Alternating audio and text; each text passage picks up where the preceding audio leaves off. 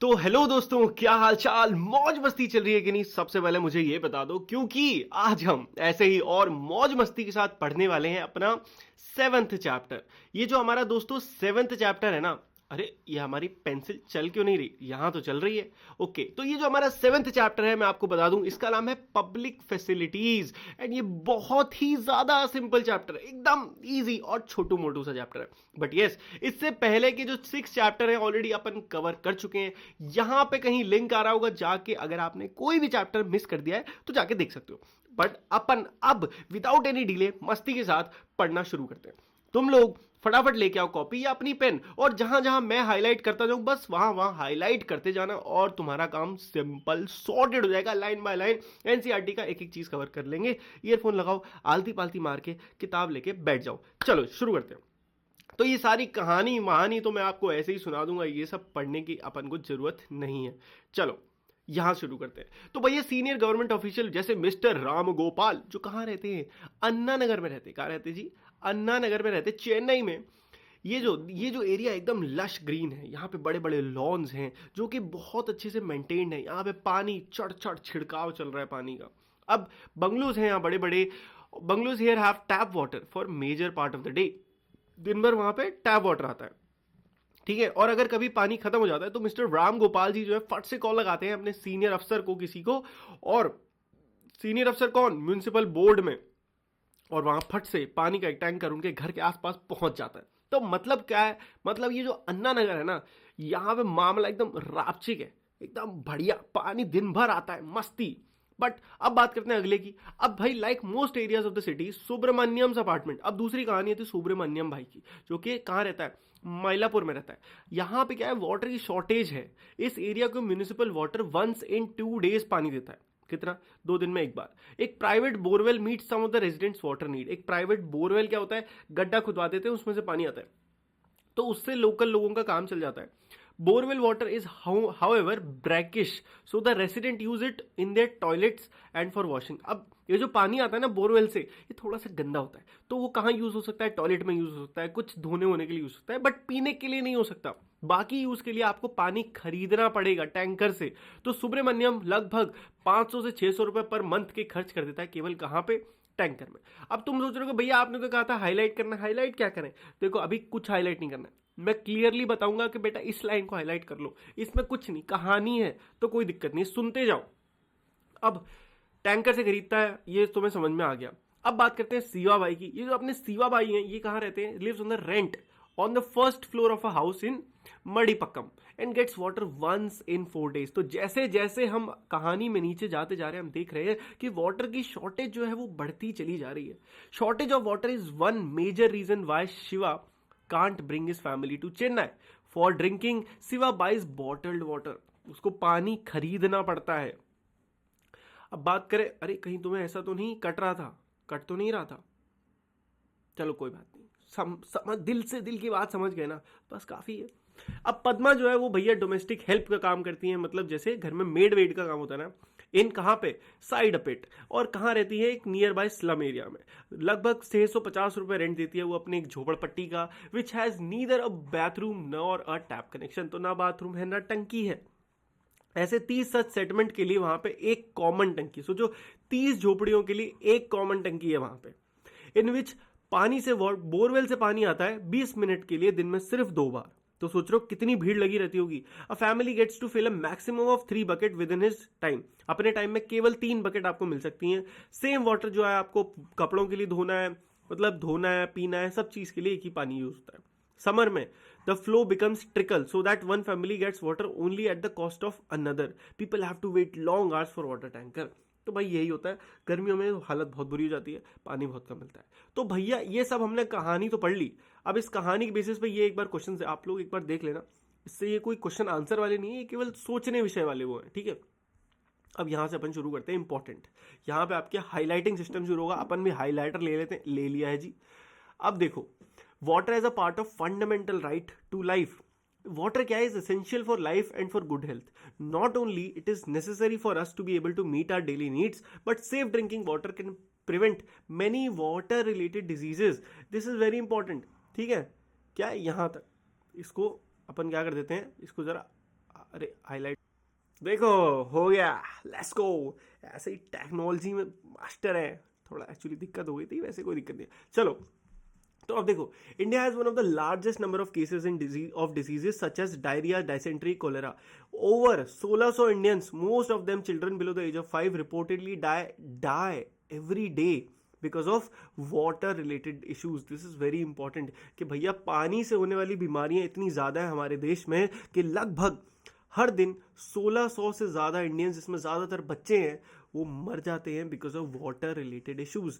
These death can be prevented if people have access to safe drinking water. और ये सच बात है, अगर ये पानी को अच्छा कर दिया जाए तो ये डेथ को रोका जा सकता है कि नहीं।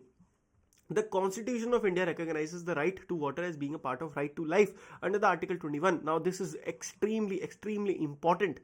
क्या है ये कह रहे हैं कि गवर्नमेंट ऑफ इंडिया, इसको हम येलो कलर से एकदम तगड़ा हाईलाइट कर देते हैं। अरे हाईलाइट हो जा बाबू। अब ठीक है। ये कहते हैं कि तो कॉन्स्टिट्यूशन ऑफ इंडिया है ना, वो इस चीज को रिकॉग्नाइज करता है और बताता है कि राइट टू वाटर जो है ना, वो राइट टू लाइफ के अंडर आता है। राइट टू लाइफ हमारा एक क्या है, हमारा एक फंडामेंटल लॉ रूल है ना। फंडामेंटल जो हमारे 7 फंडामेंटल राइट्स हैं उनमें से एक है राइट टू लाइफ, और उसी का एक सब पार्ट है राइट टू वाटर। क्योंकि पानी है तभी जल है, तो जीवन है। इसका मतलब आपको समझ में आता है, हर व्यक्ति के पास हमारे देश में अधिकार है, चाहे वो रिच है, वो गरीब है, उसके पास पैसा है, नहीं है, वो किसी भी जात का है, कि वो पानी खरीद सकता है या अफोर्ड कर सकता है ना। तो यूनिवर्सल एक्सेस टू वाटर होना चाहिए। वेरी इंपॉर्टेंट, क्या होना चाहिए? यूनिवर्सल एक्सेस टू वाटर होना चाहिए। This is very important. There have been several court cases in which both the high courts and the supreme court have held that the right to safe drinking water is a fundamental right. Very important. कई ऐसे cases में ये चीज कही गई है कि high court और सुप्रीम कोर्ट दोनों ने बोली है कि right to safe drinking water is a fundamental right. In fact 2007 में जो आंध्र प्रदेश का हाई कोर्ट है, restated this while hearing a case based on a letter written by a villager of Mahbubnagar district on the contamination of drinking water. तो एक बार एक case आया था आंध्र प्रदेश डिस्ट्रिक्ट में। यहाँ पे क्या हुआ था, एक बंदे ने एक लेटर लिखा, उस लेटर में कहा कि भाई हमारे गांव में पानी बहुत गंदा आता है। विलेजर की complaint was that textile company was discharging poisonous chemical in a stream near his village, जिससे सारा पानी में बहुत सारा कंटामिनेशन हो गया था, जहर घोल दिया था। एक फैक्ट्री पानी छोड़ती थी गांव के पास, वो पानी गांव के लोग पीते हैं। तो इसने कंप्लेन करी, तो फाइनली आंध्र प्रदेश जो कोर्ट है, उन्होंने ये चीज कही हाई कोर्ट ने कि भैया पानी अधिकार है, तुम उसमें गड़बड़ छेड़खानी नहीं कर सकते। समझ आया? Next, public facilities. तो जैसे water, there are other essential facilities that need to be provided for everyone. Last year you read about 2 such other facilities, health care and sanitation. याद है आपने 7th क्लास में एक चैप्टर पढ़ा था health care and sanitation के ऊपर। Similarly there are things like electricity, public transport, school, colleges, ये सब भी क्या है, ये सब पब्लिक फैसिलिटीज हैं and that are also necessary. इन्हीं को क्या कहा जाता है? Public facility. तो ये मैंने जितना हाईलाइट करा है, ये आपका एक आंसर हो गया अगर आपसे पूछा जाए what are public facilities. Got it? बस ये नहीं मत लिख देना last year you read about 2 such facilities. No, टीपना नहीं, समझना है। समझ रहे हो ना बच्चा पार्टी? वेरी गुड, शाबाश, बहुत बढ़िया। अब समझो, the important characteristic of a public facility is that once it is provided its benefit can be shared by many people. क्या है एक पब्लिक फैसिलिटी का मतलब? कि अगर एक बार उसको शुरुआत कर दी जाए, जैसे एजुकेशन, जैसे सरकारी स्कूल एक बार खोल दिए सरकार ने, तो वो इस तरीके से बनाए गए कि उसका फायदा फिर देश का हर व्यक्ति उठा सके अगर वो उठाना चाहे तो। For instance, a school in a village will enable many children to get educated, right? अब जो हाईलाइट कर रहा हूं आप कर सकते हो, but this is just for आपको एक्सप्लेन करने के लिए अपना एग्जांपल बेटर तरीके से। Similarly the supply of electricity to an area can be useful to many people. Farmer, अब क्या हो सकता है, इलेक्ट्रिसिटी सप्लाई है तो फार्मर पंप चला सकते हैं, पीपल छोटे छोटे वर्कशॉप खोल सकते हैं, और स्टूडेंट क्या करेंगे, पढ़ना आसान होगा अगर उनके घर में बिजली आती है तो। समझ रहे हो? सो this is the basic concept of वो एक क्या कहते हैं, पब्लिक फैसिलिटी। तो ये बहुत इंपॉर्टेंट है, ये वाली जो लाइन है इसको हाईलाइट कर लो। इसको मैं दूसरे कलर से कर देता हूँ, सो दैट पिंक कलर से, अरे यार फिर से करना पड़ेगा। देखो क्लियर, इसको हाईलाइट कर लो, वेरी इंपॉर्टेंट। चलो आगे बढ़ते हैं।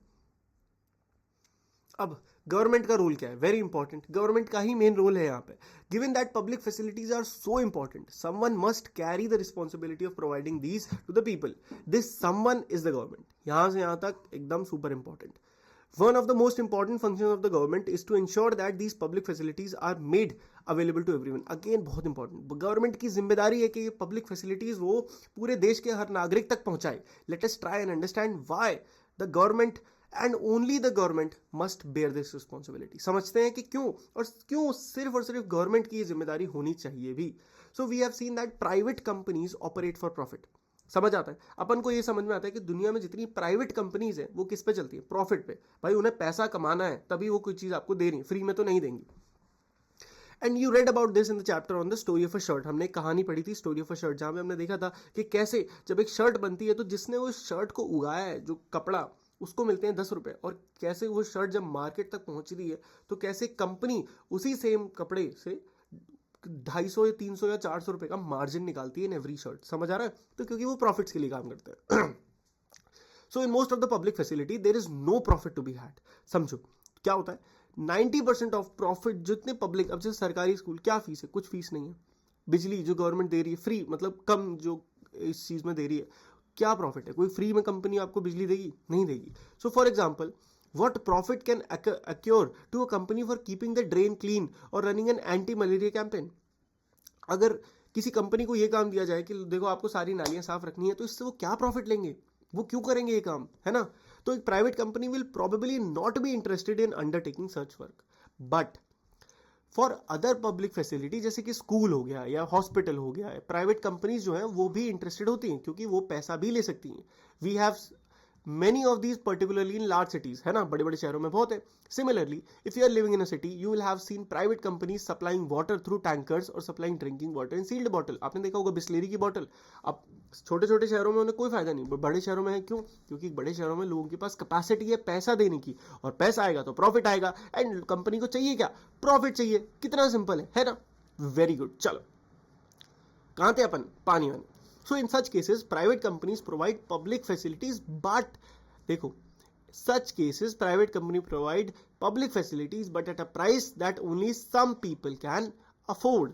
Hence, this facility is not available to all at an affordable rate. तो ये सबके लिए अवेलेबल नहीं हुई.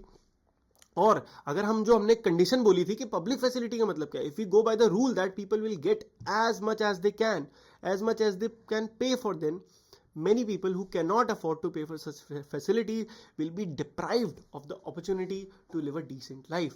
और यही रीजन है मेन जिसकी वजह से गवर्नमेंट को ये जिम्मेदारी उठानी चाहिए. यहीं पे हमारा आंसर क्लियर हो गया, बट स्टिल आगे भी जो है अपन पढ़ रहे हैं.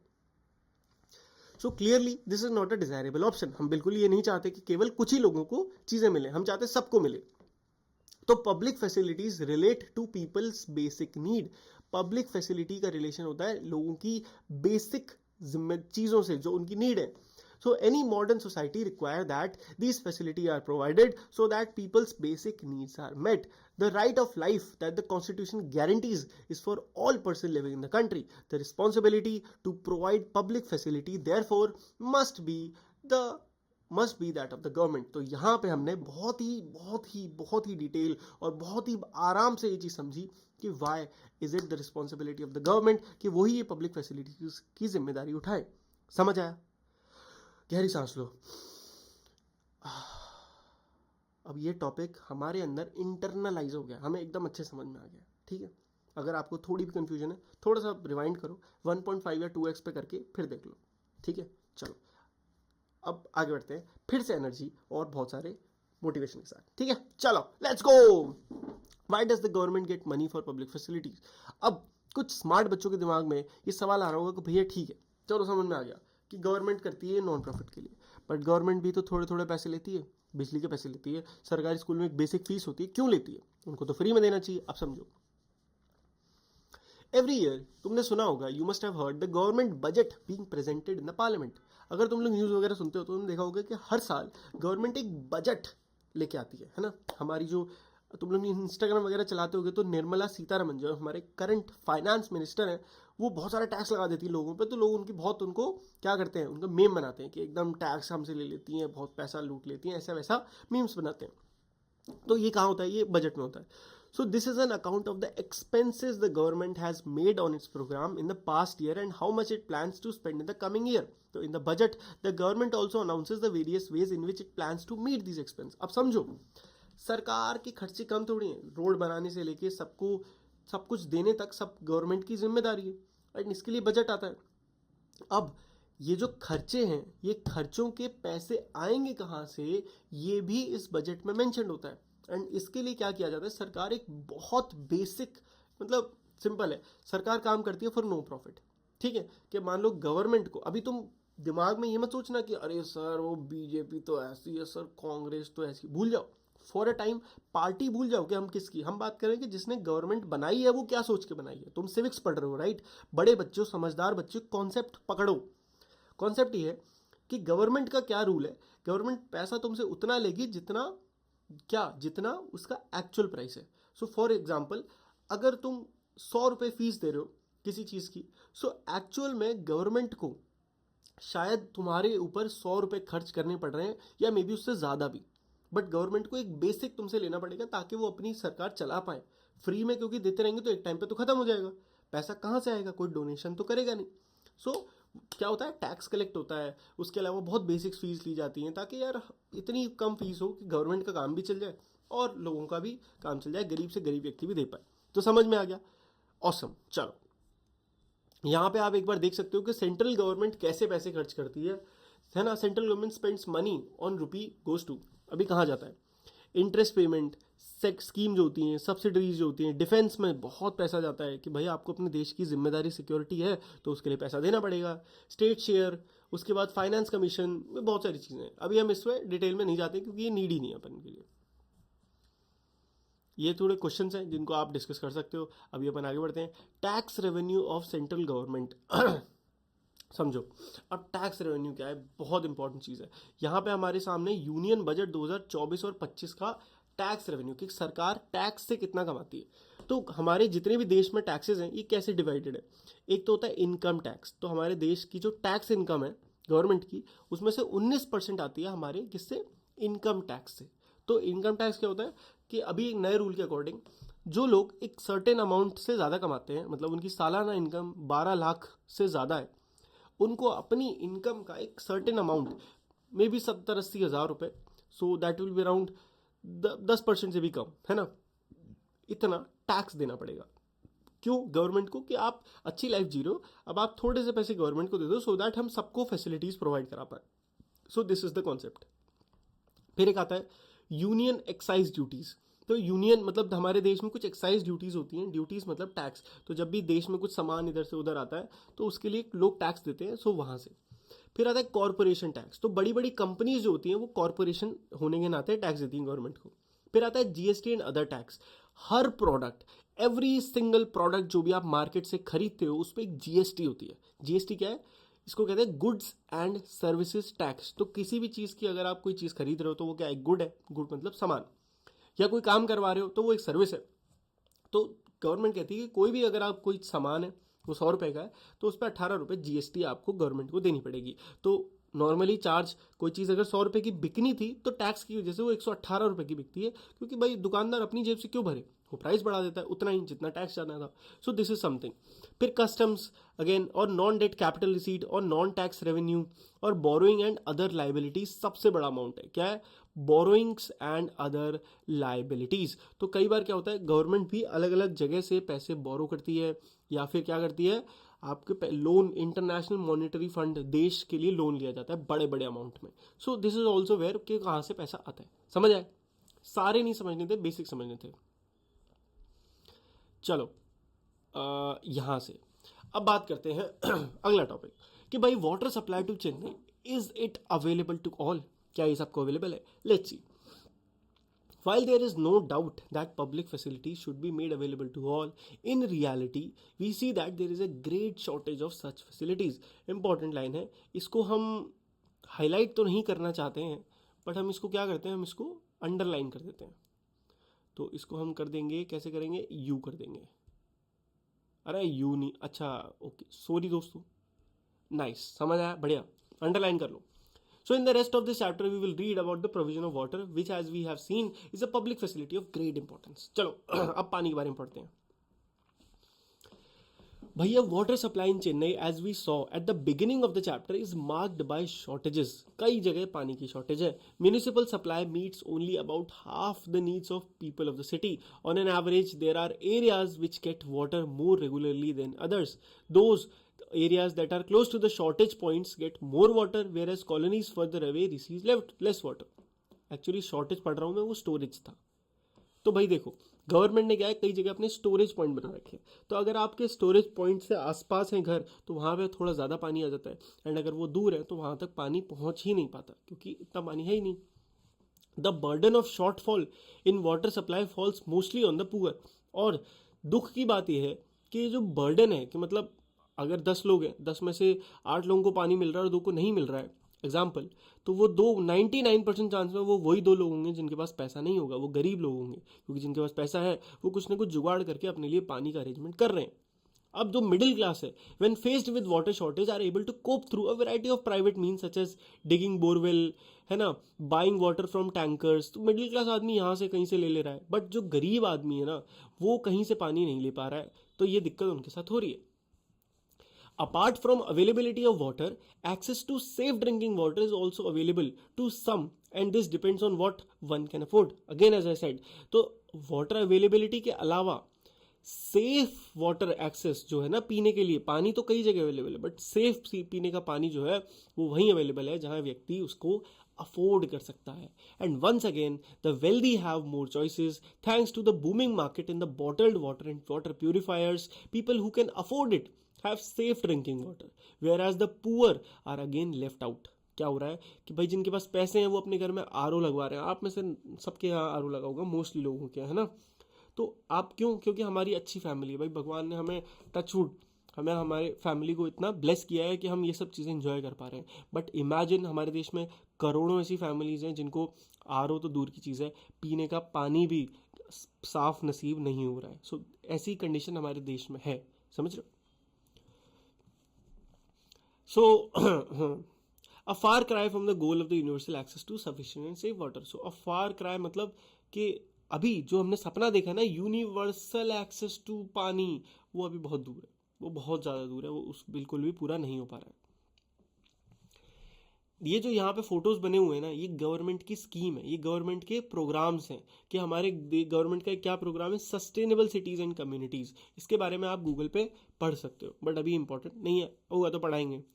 The situation in Chennai is not unique. ये हाईलाइट मत करना, केवल मैंने समझने के लिए, बोलने के लिए कर दिया था गलती से। सॉरी दोस्तों, sorry. The situation of Chennai unique नहीं है, हमें पता है। ऐसा ही पानी की शॉर्टेज का सिनेरियो और एक्यूट क्राइसिस जो है समर के महीनों में हमारे देश, इंडिया के कई देशों में कॉमन है। The shortage in municipal water is increasingly being filled by an expansion of private companies who are selling water for profit. और इस कमी का फायदा उठा रही हैं प्राइवेट कंपनियां, जो कि एक अमाउंट पे पैसा पानी बेच रही हैं। जैसे किनली, जैसे हमारा क्या था वो, अरे क्या नाम है, बिस्लेरी। ये टॉप कंपनी है। क्या आज क्या होता है, आप बस कुछ नहीं, फ़ोन करो, बिस्लेरी का ऐप डाउनलोड करो, घर पे पानी आ जाएगा, सुबह शाम बॉटल आएगी, मस्त यूज़ करो। तो इस तरीके की दिक्कतें सामने आ रही हैं, समझ आया। Also common are the great inequalities in water use. The supply of water per person in an urban area should be about 135 liters per day, about 7 buckets, a standard set by Urban Water Commission. तो हमारे देश में एक urban water commission भी है, ठीक है, जो जिसके अकॉर्डिंग, वेरी इंपॉर्टेंट, इसको ना जरा हाईलाइट कर लेते हैं, जिसके अकॉर्डिंग जो एवरेज मतलब एकदम सही अमाउंट हर व्यक्ति के घर में 135 लीटर पानी प्रतिदिन आना चाहिए, मतलब लगभग 7 बाल्टी पर दिन, per person. But whereas people in slum have to do with less than 20 liters a day per person, 1 bucket, वहीं पे people living in luxury hotels may consume as much as 1600 liter of water per day. इतना difference है। ये urban area में लोगों के पास 20 litre पानी नहीं है, वहीं पे होटल्स में जाओ या आपके घर में शावर लगा है तो आप दिन की 50-50 बाल्टी पानी भी वेस्ट कर दो, किसी को क्या फर्क पड़ता है। सॉरी, पता नहीं क्या हो रहा है, डिस्टर्बेंस बहुत हो रहा है, चल रहा है ना, चल रहा है दोस्तों, चल रहा है। चलो, तो देखो, a shortage of municipal water is often taken as a sign of failure of the government. इसको अक्सर एक साइन की तरह लिया जाता है कि सरकार हमारी पानी देने में फेल हो जा रही है। Some people argue that since the government is unable to supply the amount of water that is needed and many of the municipal water departments are running at a loss, we should allow private companies to take over the task of water supply। कुछ government कंपनियां, ये कुछ लोग ये भी कहते हैं कि भाई गवर्नमेंट अगर नहीं मैनेज कर पा रही तो प्राइवेट कंपनी को दे दो, वो पानी देंगी, ठीक है थोड़ा महंगा देंगी बट लोग करेंगे अफोर्ड जैसे तैसे करके। तो उनके अकॉर्डिंग प्राइवेट कंपनी इसको बेटर कर सकती है। अब आइए इसके लिए कुछ फैक्ट्स को कंसिडर करें। सबसे पहले, through out the world water supply is a function of the government. There are very few instances of private water supply, very important। पूरे वर्ल्ड में पानी की सप्लाई एक सरकार का विषय है, सरकार की जिम्मेदारी है, नॉट प्राइवेट। तो पहला पॉइंट तो यही हो गया। दूसरा, there are areas in the world where public water supply has achieved universal access. तो कुछ ऐसी भी जगह हैं जहां पे public water supply universal access पहुंच चुकी है, मतलब उन देशों में सबके पास पानी की कोई कमी नहीं है। In few cases where the responsibility of water supply was handed over to private companies, there was a steep rise in the price of water, जिससे कि लोग उसे खरीद ही नहीं पा रहे थे। तो यहाँ पे भी इंपॉर्टेंट है, सारे पॉइंट इंपॉर्टेंट है ये, ठीक है, कि भाई अगर आपने प्राइवेट को दे दिया तो प्राइस पानी के इतने बढ़ेंगे कि भाई दंगे उड़ जाएंगे। जैसे कि कहाँ पे, बोलीविया में ये हुआ था, तो वहां पे दंगे भड़क गए, जिससे गवर्नमेंट को ये वापस अपने हाथों में लेना पड़ा। अगला, within India, there are cases of success in government water department. Through these are few in number and limited to certain areas of the work. The water supply department in Mumbai raises enough money through water charges to cover its expenses on supplying water। तो ये कह रहे हैं कि India में भी कुछ ऐसे सिटीज़ हैं जैसे मुंबई, जैसे इन हैदराबाद, कि भाई यहाँ पे आपका बढ़िया है, काम चला रहे हैं, सो हमें इनके जैसे शहरों से सीखना है कि ये क्या ऐसा कर रहे हैं कि ये कर पा रहे हैं। वहीं पे चेन्नई का जो डिपार्टमेंट है has taken several initiatives for harvesting rainwater to increase the level of groundwater। अलग अलग initiatives वो भी चला रहे हैं, बस इसी चीज़ को और बेटर करना है। It has also used the service of private companies for transporting and distributing water, but the government water supply department decides the rate for water tankers and give them permission to operate. Hence, they are called on contract। एक और चीज़ आती है नई, जिसे कहते हैं contract पे काम करना। तो कई बार सरकार ऐसा होता है कि गवर्नमेंट को कोई काम कराना है, जैसे कि पूरे शहर में पानी बंटवाना है टैंकर के थ्रू। अब भाई गवर्नमेंट या तो क्या करे, इसके लिए भाई गवर्नमेंट लोगों को हायर करे। बट गवर्नमेंट, हमारे देश में एक और दिक्कत है कि हमारे देश में जिसे कहते हैं सरकारी नौकरी, तो सरकारी नौकरी जिसको मिलती है उसको बहुत सुविधाएं देनी पड़ती है कि 50-60 हज़ार रुपये सैलरी देनी पड़ती है मिनिमम, है ना। तो अगर सरकारी नौकरी रखेंगे तो बहुत लफड़ा है। क्या करते हैं, हम कॉन्ट्रैक्ट देते हैं, हम न्यूज़पेपर में निकालते हैं कि देखो ये काम कराना है जी, इसके इतने पैसे दे देंगे, तुम कर दो। अब कंपनी, प्राइवेट कंपनी कहती है ठीक है, इतनी अच्छा खासा पैसा मिल रहा है, इसमें थोड़ा बहुत मार्जिन हमारा भी हो जाएगा, बढ़िया है। तो इससे दोनों का फायदा हो जाता है। तो यहाँ पे डिसीजन गवर्नमेंट लेती है, करते प्राइवेट कंपनी है। समझ आया, बहुत शानदार। एंड ये बॉक्स वाला लाओ, कंक्लूजन पे आ चुके हैं चैप्टर के। तो देखो कंक्लूजन ये है जी कि जो पब्लिक फैसिलिटीज़ हैं relate to our basic needs and the Indian constitution recognizes the right to water, health, education etc as being part of right to life। ये चैप्टर का बहुत इंपॉर्टेंट पार्ट है, याद रखना कि ये जो चीज़ें हैं ना, right to health, right to water, right to education is a part of right to life. अगला, one of the major rule of the government is to ensure adequate public facilities for everyone. ये सरकार की एक तो जिम्मेदारी है, समझ रहे हो। But progress on this front has been far from satisfactory. अभी के लिए बहुत बुरा हाल है। There is a shortage in supply and there are inequalities in the distribution. बहुत दिक्कतें हैं। Compare to the metros and large cities, towns and villages are under provided. बड़े बड़े शहरों में बहुत पानी है, छोटे छोटे शहरों में पब्लिक फैसिलिटीज़ नहीं है। So compare to wealthy localities, poor localities जो है अंडर सर्व्ड है। तो handing over these facilities to private companies may not be the answer. हमने 6-7 पॉइंट पढ़े जहां हमने समझा कि भैया क्यों प्राइवेट कंपनीज को ये काम नहीं देना है, एंड इसके ऊपर क्वेश्चन आएगा। तो ये 6 के 6 पॉइंट जो मैंने आपको यहाँ पे समझाए थे, सॉरी 6 नहीं 4 पॉइंट, ये आपको लिखने हैं। समझ आ गए, बट समझ में आ चुके होंगे तो कुछ आसान है लिखना। Any solution needs to take account of the important fact that every citizen of the country has a right to these facilities which should be provided to her him in an equitable manner। मतलब सबको बराबरी से मिलना चाहिए, सबका अधिकार है। And that's it. इसी के साथ हमारा ये चैप्टर भी होता है समाप्त एंड इसके बाद हमारा सिर्फ एक चैप्टर बचा है दोस्तों। सोचो सिलेबस खत्म होने वाला है, साल खत्म होने वाला है। आई नो आपके फाइनल एग्जाम पास हैं तभी आप पढ़ते हो, मैं जानता हूँ, बट डोंट वरी, मिलेंगे अगले साल नए सिलेबस के साथ। ठीक है जी, तब तक के लिए गुड बाय, टेक केयर, मौज मस्ती करते रहिए। ये मत सोचना अब अगले साल मिलेंगे, अगली वीडियो आएगी क्वेश्चन आंसर की, वो भी देखनी है, समझे? तभी तो फोड़ोगे। चलो बाय बाय, टेक केयर, मौज मस्ती करते रहिए, बाय बाय।